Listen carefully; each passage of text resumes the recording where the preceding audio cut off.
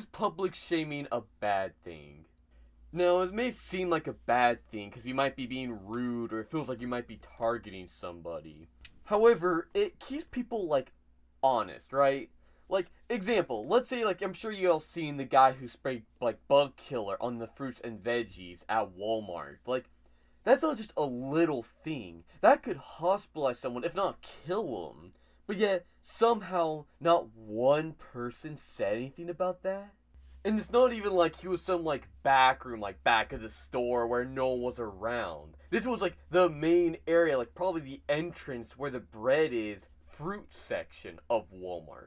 Like, there were people around the area. It's not like he quickly went, like, spray, put it away, and walked away. No, he literally went spray a little here, there, and there. Like, just basically 100% completion of spraying the veggies. But yet not one person said anything or called him out, or at least publicly said that, hey, this dude's spraying some stuff. Why? What's wrong with that? What, you're gonna worry about embarrassing him? Good. I mean, he literally is putting people in the hospital, if not killing them if they eat it. So what's wrong with letting people know of that serious issue? But it just seems so weird that these days people don't see the need to do that.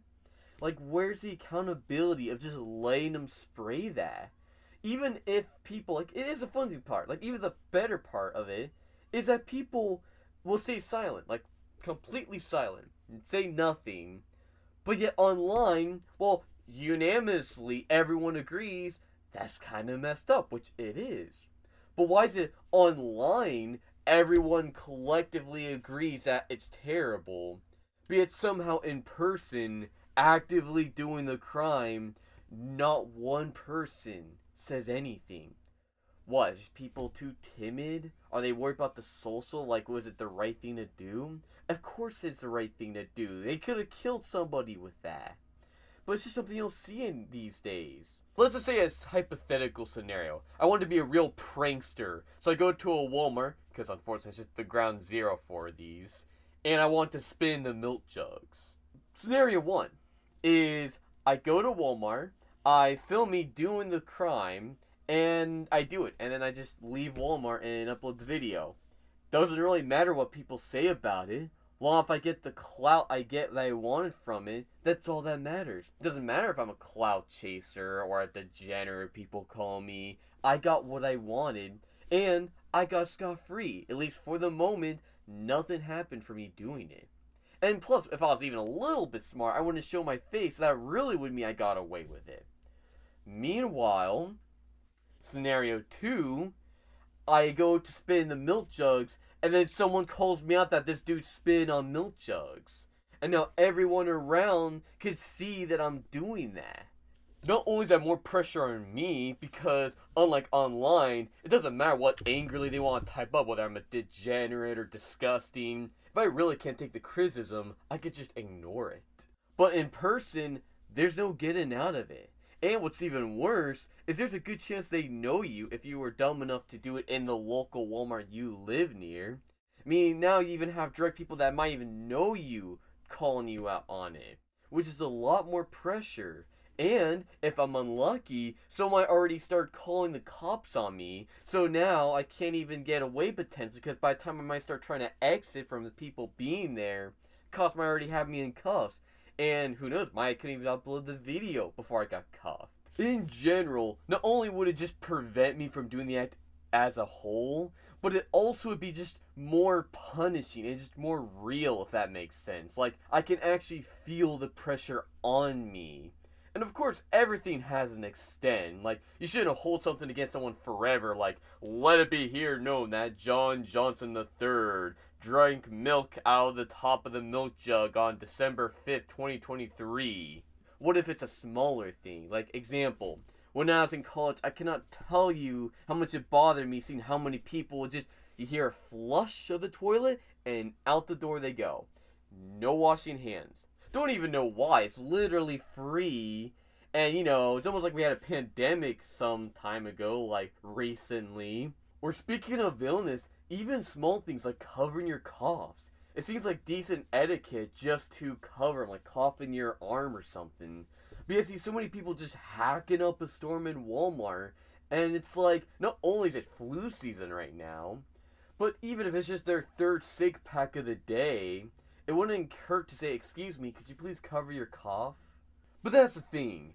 I'm not saying you should just point the finger at someone and make a big deal about it, but it should be more socially acceptable to even like the smaller things, like if someone doesn't wash their hands out of the bathroom, can you ask them like, "Hey, could you wash your hands?"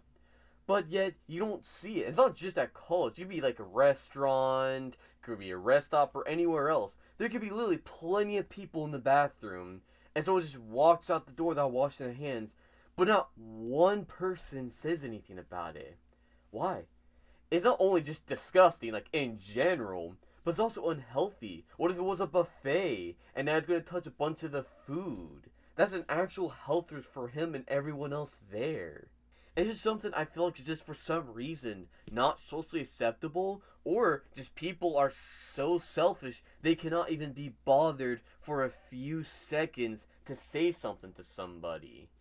So, I mean, whether it's because you don't like being confrontational, or you just don't think it's socially acceptable, or you just are too lazy, whatever the reason, it doesn't make it right.